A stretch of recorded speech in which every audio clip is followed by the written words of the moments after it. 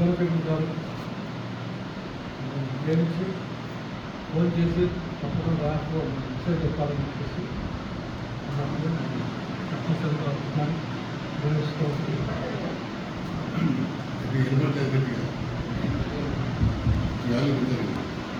Okay.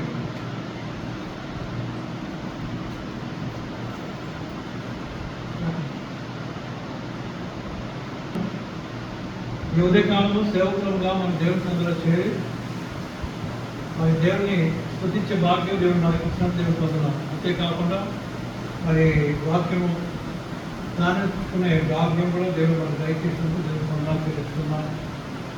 ఈ దినం నేను చెప్పాలనుకున్న అంశం ఏంటంటే ఇరుకు మార్గం, ద నారో వే. యేసు ప్రభు మనల్ని ప్రేమించి పరలోకాన్ని వదిలిపెట్టి భూలోకానికి వచ్చి మన కొరకు చెప్పిన కొన్ని విషయాలు మనము ధ్యానించుకున్నాం. తను తన సేవ మొదలుపెట్టినప్పుడు కొండ మీద ప్రసంగం, ఒలివ కొండ మీద తను కూర్చొని శిష్యులకి చెప్పినాడు, అనేక విషయాలు చెప్పినాడు కదండి. మత్తయి సువార్త 5వ అధ్యాయము, 6వ అధ్యాయము, 7వ అధ్యాయము, ఈ 3 అధ్యాయాలు మనం చూస్తే అనేక విషయాలు తను చెప్పినాడు. అంటే ఏ విధంగా మరి దేవుని బిడ్డను జీవించాలి అని తను చెప్పినాడు కదండి. కింగ్డమ్ ప్రిన్సిపల్స్ తను చెప్పినాడు. అంటే పరలోక రాజ్యపు మరి విషయాలు తను చెప్పినాడు. సూత్రాలు, పరలోక రాజ్యపు యొక్క సూత్రాలు తను చెప్పినాడు కదండి. మనకి మత్తయి సువార్త 5వ అధ్యాయం నుండి మనం చూసుకున్నట్లయితే మరి యేసు ప్రభు మనకి చక్కటి విషయాలు నేర్పించాడు. మరి మొదటి వచనమే 5:3 మనం చూస్తాం. ఏమంటే మరి ఆత్మలో దీనులైన వారు ధన్యులు, వారు భూలోకంలో స్వతంత్రించుకుంటారు అని చెప్పేసి తను చెప్పినట్టే మరి మొదటిగా తను చెప్పిన మాట అంటే దీనత్వం గురించి నేర్పించాడు కదండి. కొండ మీద ప్రసంగంలో తను మొదటి మాటలు, తన సేవలో మొదటి మాట ఏంటంటే దీనత్వం ముందు తను చెప్పినాడు. ఆ తర్వాత అనేక విషయాలు తను చెప్పినాడు. ఈరోజు నేను చెప్పాలనుకున్న అంశం ఏంటంటే ఇరుకు మార్గం. మత్తయి సువార్త 7వ అధ్యాయంలోనే మనం చూస్తాం. 13వ వచనము, 14వ వచనం అక్కడ చూస్తామా. Matthew chapter 7 verses 13 and 14. దయచేసి అని చదువుతారా, సహాయపడతారు. ఇరుకు ద్వారమున ప్రవేశించుడి. నాశనమునకు పోవు ద్వారము వెడల్పును, ఆ దారి విశాలమైనది, దాని ద్వారా ప్రవేశించువారు అనేకులు. జీవమునకు పోవు ద్వారములు ఇరుకును, ఆ దారి సంక్షిప్తమై ఉన్నది, దాని కనుగొని వారు కొందరే. ఇక్కడ ఏం చూస్తున్నామంటే మత్తయి సువార్త 7వ అధ్యాయంలో 13, 14 వచనాల్లో enter through the narrow gate అంటే మార్గం గురించి తను చెప్తున్నాడు. మార్గం గురించి చెప్తూ మరి మొదటిగా గేట్ గురించి చెప్తున్నాడు. గేట్ అంటే ద్వారం కదండి. ఈ ద్వారము, అనేక ద్వారాలు మనకు తెలుసు కదండి. అనేక యెరూషలేములో కూడా చాలా ద్వారాలు ఉంటాయి. అంతేకాకుండా హైదరాబాద్ సిటీ కూడా చాలా ద్వారాలు ఉంటాయి కదా. హైదరాబాద్ సిటీ కూడా ఒకప్పుడు చాలా మరి ద్వారాలు, లాల్ దర్వాజా అంటారు కదండి. ఇంకా చాలా మనకి తెలియని చాలా ఉన్నాయి. ఎందుకంటే పాతగైపోతుంటే ఆ మాటలు మర్చిపోతుంటారు. అయితే దేవుడు కదా ఈ లోకంలో మనం ప్రవేశించాలంటే కొన్ని మార్గాలు ఉంటాయి. యేసయ్య కూడా మరి యెరూషలేములోకి మనం ప్రవేశించినప్పుడు ఒక ద్వారం గుండా మనం వెళ్ళాడు కదండి. మరి యెరూషలేములో రాజుగా ప్రవేశించిన అయితే మనం చూస్తాం ఏంటంటే ఆ తర్వాత మరి ముస్లిమ్స్ దాన్ని ఏం చేస్తారంటే ఆ ద్వారం మూసేసి మెస్సయ్య దానికి వస్తాడని చెప్పేసి అనేసి ఆ ద్వారం మూసేసినారు. అంటే యేసులో వచ్చినప్పుడు ఏ విధంగా వస్తాడు? ఆత్మరూపంలో వస్తాడు కదండి. అంటే తాను మనకు కనబడతాడు రెండో రాకడలో, కానీ ఆయన ఆ గేట్ కూడా రాడు, వచ్చేస్తాడు అంతే. కానీ మనుషులు ఏ విధంగా మరి నమ్ముతారంటే ఆయన ద్వారం కూడా వస్తాడు కనుక రానియకుండా ఆ ద్వారాన్ని ఏం చేస్తారండి, మొత్తం మూసేసినారు. మూసేసి దాని దగ్గర అంతా సమాధులు కట్టేసినారు. యూదులు కూడా ఏం చేసినారు, సమాధులు కట్టేసినారు. ఎందుకంటే సమాధులు మీద నుంచి తొక్కుకొని వేసుకోవాలి, ఆ మెస్సయ్య రాడు అని. అంటే వాళ్ళ ఆలోచనలు ఎట్లున్నాయో మనం చూస్తున్నాం. కానీ యేసుప్రభు ఏమన్నా అంటే నేనే ద్వారం అన్నా. ప్రేదలో హల్లెలూయా. గొర్రెలకు మార్గము నేనే, గొర్రెలకు మరి ఏంటది మార్గము, ద్వారము, గేట్, డోర్ నేను అని తను చెప్పినాడు. కనుక నేను పిల్లగా మనమంతా ఆయన గొర్రెలం కదండి. మరి ఈ టైంలో ఆ మాట కొద్దిగా ఎక్కువ వాడబడుతుంది కదా, ఇదంతా గొర్రెలు కదా అంటున్నాం. మన గొర్రెలమే, ప్రేతలో హల్లెలూయా. మన యేసయ్య గొర్రెలు, దేవుని స్తోత్రం, హల్లెలూయా. అది దాంట్లో మనం తొలగిపోలేము. మరి మన గొర్రెలు అన్నందుకు మనము గొడవపడి లేక ఉద్రేకపడి మేకలుగా మారిపోతాం. మనం మాత్రమా మారదు కదండి. మనం గొర్రెలము కానీ ఉంటాం. ఎందుకంటే యేసయ్య గొర్రెలకు కాపరి, మంచి కాపరి కదండి. దేవుని స్తోత్రం, హల్లెలూయా. మత్తయి సువార్త 10వ అధ్యాయంలో 10వ వచనం మనం చూస్తాం, నేను గొర్రెలకు మంచి కాపరిని అంటారు. కనుక దేవుని ఇక్కడ ఏం చూస్తామంటే మరి ఇరుకు మార్గమున మీరు ప్రవేశించుడి అంటాడు. ఇరుకు ద్వారంలో మీరు ప్రవేశించడు. తర్వాత చెప్పిన తర్వాత ఏమంటాడంటే వెడల్పాటి మార్గం గురించి తను చెప్తాడు. వెడల్పాటి మార్గం, ఆ వెడల్పాటి మార్గంలో మనం ఏం చూస్తామంటే మరి వెడల్పుగా ఉన్నప్పుడు ఎటంటే అటు వెళ్ళిపోతాం కదండి. మనము ఇవాళ రేపు వెహికల్స్ వచ్చినాయి, మనం చూస్తాం వెహికల్స్ ఏ విధంగా నడుపుతున్నారు. జిగ్జాగ్ డ్రైవింగ్ కదండి. ఇప్పించుకోవాలి, అట్టించుకోవాలి, అట్టించాలి, ఇష్టం డ్రైవ్ చేస్తుంటారు కదండి. అంటే వేరే వాళ్ళ గురించి ఆలోచన చేయదు, వేరే వాళ్ళకి ఇబ్బందికరంగా ఉంటుందా ఆలోచన చేయదు. నేను ముందెళ్ళిపోవాలని, నా పని అయిపోవాలి అదనమాట మన మన ఆలోచన ఆ విధంగా ఉంటాయి కదండి. కనుక మనము రోడ్డు మీద వెళ్ళేటప్పుడు చాలా జాగ్రత్తగా ఉండాలి. పక్క వారికి కష్టం కాకుండా మనం డ్రైవ్ చేయాలి కదండి. అయితే ఈ వెడల్పాటి మార్గంలో ఏం చేస్తున్నారంటే ఇష్టం వెళ్ళిపోతున్నారు. డ్రైవింగ్ సంగతి పక్క పెడదాము. జీవితం వెడల్పాటి మార్గము, అది ఆ జీవితంలో నడిచే వాళ్ళు ఇష్టమైన జీవిస్తారు కదండి. ఏదంటే అది చేయడానికి వాళ్ళకి ఆస్కారం ఉంటుంది. ఏదంటే అది వాళ్ళు చేయడానికి వాళ్ళు వెనుకంటే వేరు, ఏదంటే అది చేస్తారు కదండి. మాటలతో ఏదంటే అది మాట్లాడిస్తుంటారు, చేతులతో ఏదంటే అది చేస్తుంటారు.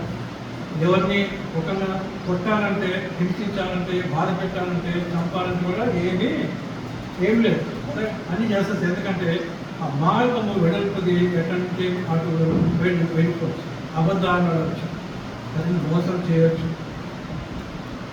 ఇవన్నీ చేయవచ్చు. కనుక యేసుప్రభు ఏమన్నా అంటే మరి వెడల్పాటి మార్గం ఉంది, కానీ అది ఎక్కడికి తీసుకుని వెళ్ళిపోతుంది, నరకమునకు తీసుకొని పోతుంది అని అక్కడ చెప్తున్నాను. యేసుప్రభు మరి బైబిల్లో ఒక చోట మనం చూస్తాం ఏంటంటే మరి సామెతల్లో 14:20 అక్కడ ఏం చూస్తామంటే ఒకరి ఎదుట ఒక మార్గం కలదు, అది చక్కటి మార్గం అని తను అనుకుంటాడు, కానీ చివరికి అది ఎక్కడికి తీసుకునేంత నాశనమునకు అది కోరుకొని వేడునని చెప్పేసి మనం చూస్తాం. కనుక మన ఎదుట ఉంచబడిన మార్గం చాలా మరి మనము గమనిస్తూ వెళ్ళాలి కదండి. మన ఎదుట మార్గము మనం గమనిస్తూ వెళ్ళాలి. దేవుని బిడ్డలుగా మనము యేసయ్య మార్గంలో ఉన్నాం. ప్రైజ్ ది లార్డ్, హల్లెలూయా. యేసయ్య ఏమన్నా నేనే మార్గమును, సత్యమును, జీవమును. ప్రైజ్ ది లార్డ్, హల్లెలూయా. యోహాను సువార్త 4:6 నేను చెప్పినాడు కనుక మరి ఆ మార్గంలో మనం నడవాలని చెప్పి అన్నాడు. అయితే యేసయ్య మార్గం ఎటువంటిదంటే ఇరుకు మార్గం అన్నమాట. యేసయ్య మార్గం ఎటువంటిది, ఇరుకు మార్గము. యేసయ్య చెప్పని మార్గము, ఈ లోకము నడిచే మార్గము, అది వెడల్పాటి మార్గం. ఆ మార్గం ఎటంటే అటు వెళ్ళిపోవచ్చు, ఆ మార్గం ఏదంటే చేయొచ్చు కదండి. చివరికి ఆ మార్గం ఎక్కడ తీసుకుపోతుందంటే మరి నాశనమునకు తీసుకొని పోతుందని చెప్పేసి మనం చూస్తున్నాం. కనుక ప్రభు ఏమన్నాడంటే enter to the narrow gate అన్నాడు. Enter to the narrow gate అంటే ఇరుకు మార్గంలో మీరు, ఇరుకు ద్వారం మీరు ప్రవేశించింది. బైబిల్లో హల్లెలూయా. మరి ఈ వెడల్పాటి మార్గంలో దాని గురించి చెప్తూ ఈ పదం ఏమిటంటే అది చాలా మందికి ఆ మార్గం దొరుకుతుందంట కదండి. పదకొండు వచ్చిన మనం చూసాం చివరిలో ఏమంటారంటే and there are many who enter through it. ఆ మార్గంలో చాలా మంది పోతూ ఉంటారు కదండి. పోతూనే ఉంటారు ఆ మార్గంలో, ఆ వెడల్పాటి మార్గంలో పోతూనే ఉంటారు కదండి. కనుకనే మరి వెస్టర్న్ మూవీస్లో ఒక మూవీ కంపెనీకి, ప్రొడక్షన్ కంపెనీకి వాళ్ళు ఏం పెట్టుకున్నారు, బ్రాడ్వే అని పెట్టుకున్నారు కదండి. ఏం పేరు? Broadway movies. Broadway movie company అంటే ప్రొడక్షన్ కంపెనీ అది కదండి. అంటే బ్రాడ్వే అంటే ఇక్కడ దీంట్లో ఏముంటుందంటే మరి ఎక్కడ విస్తరవిధానమో అనేది ఉంటుందన్నమాట. బ్రాడ్వే. నారోవే ప్రొడక్షన్స్ అని పెట్టుకుంటారా? నేల ఇరుకు మార్గము ప్రొడక్షన్స్ అని పెట్టుకుంటారా? పెట్టుకోలేదు. ఎందుకంటే మరి ఇరుకు మార్గం అంటే చాలా నచ్చదు కదండి. కానీ వేసినప్పుడు ఏమంటే ఇరుకు మార్గంలో మీరు ప్రవేశించండి. 14వ వచనం మనం వెళ్తాము. But the gate is small. ఈ ఇరుకు మార్గం యొక్క ద్వారం ఎట్లా ఉందంట? చిన్నగా ఉంది కదండి. ఈ మార్గంలో నడవాలంటే మనం వెళ్ళాలంటే చాలా మెల్లగా వెళ్ళాలి, జాగ్రత్తగా వెళ్ళాలి. ఎందుకంటే మన ఇష్టమైన నడచడానికి వీల్లేదు కదండి. ఇష్టమైన మనం వెళ్తే మనకి ఇటుపక్క పోవాలంటే ఇటుపక్క దెబ్బతుంది, ఇటుపక్క పోవాలంటే ఇటుపక్క దెబ్బతుంది కదండి. ఇష్టమైన పోతే తలకు దెబ్బ తగ్గవచ్చు. కనుక చిన్న మార్గం అంటారు, చిన్న ద్వారము అంటున్నారు కదండి. 14 వచ్చినది ఒక గేట్ ఇస్ స్మాల్. అయితే యేసు ప్రభు తను రాజులకు రాజు, ప్రభువులకు ప్రభు కదండి. ఆయన బిడ్డలో మనకి ఎటువంటి మార్గం ఉండాలి? పెద్ద మార్గం ఉండాలి. అంతేకాకుండా ఆయన బిడ్డల మీద మనకు ఎటువంటి మరి ఏ విధంగా తను నడిపించాలి? మనని రాజు మార్గంలో నడిపించాలి. అంతేకాకుండా మరి అట్టహాసంగా వైభవంగా మనం వెళ్ళాలని మరి మనం కొన్నిసార్లు అనుకుంటామేమో. కానీ యేసు ఏం చెప్పినాడో చెప్పండి. దీనత్వంలో నేర్పించారు కదా. ఆత్మలో దీనులైన వారు ధనిలు, వారు పరలోక రాజ్యము వారిని చెప్పాడు. కనుక దీనత్వం ప్రభు తగ్గింపు నేర్చుకున్నాడు కదండి. తగ్గింపు నేర్పించినాడు. ఇక్కడే 14 వచ్చిన gate is small and the way is narrow అంటే గల్లీ అన్నమాట. యేసు ప్రభు యొక్క మార్గం ఎక్కడ వెళ్ళింది? చిన్న గల్లీటానికి అన్నమాట. అంటే ఆత్మీయంగా మనం చూస్తే జాగ్రత్తగా వెళ్ళే దారి అన్నమాట. జాగ్రత్తతో కూడే మరి వెళ్ళవలసిన మన మార్గం. మన ఇష్టమైనట్టు వెళ్ళడానికి వీల్లేదు కదండి. కనుక మన ఆలోచనలు జాగ్రత్తగా ఉండాలి కదండి. మన మాటలు జాగ్రత్తగా ఉండాలి, మన పనులు జాగ్రత్తగా ఉండాలి, మన నడక జాగ్రత్తగా ఉండాలి. యేసుని వెంబడిస్తూనే మనం నడవాలి కదండి. యేసు ప్రభువుని వెంబడిస్తూ మనము నడవాలి. కనుక మరి 14వ వచనంలో for the gate is small and the way is narrow that leads to life. కానీ ఈ మార్గం ఎక్కడ తీసుకుపోతుంది? మనల్ని జీవములోనికి తీసుకొని వెళ్తుంది. ప్రైజ్ ది లార్డ్, హల్లెలూయా. వెడల్పాటి మార్గం ఎక్కడ తీసుకుపోతుంది? నరకానికి తీసుకొని పోతుంది, నాశనములకు తీసుకొని వెళ్తుంది. కానీ ఈ యేసే మార్గము ఇది మనకి జీవములోనికి నడిపిస్తుంది. కనుక ఏమంటాడు? యోహాను సువార్తలో 11వ అధ్యాయంలో మాతతో మాట్లాడుతూ 25వ వచనం అంటాడు కదండి.